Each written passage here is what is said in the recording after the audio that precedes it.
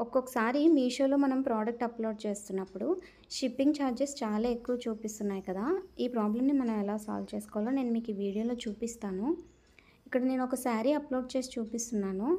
First మనం ఎప్పుడైనా సరే ప్రోడక్ట్‌ని అప్‌లోడ్ చేసేటప్పుడు పెద్దగా ఉన్న ఇమేజ్‌నే అప్‌లోడ్ చేస్తాము. కస్టమర్‌కి క్లియర్‌గా ఉంటుందని.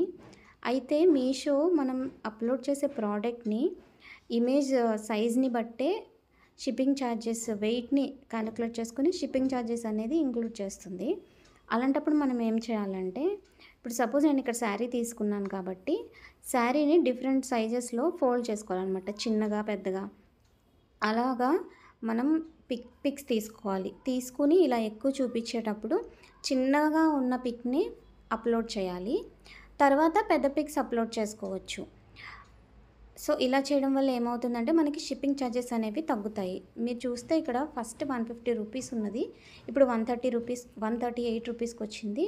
అండ్ నేను లాస్ట్ పిక్ బాగా చిన్న ఫోల్డింగ్‌తో అప్‌లోడ్ చేసిన తర్వాత చూడండి 96 రూపీస్‌కి రెడ్యూస్ అయింది.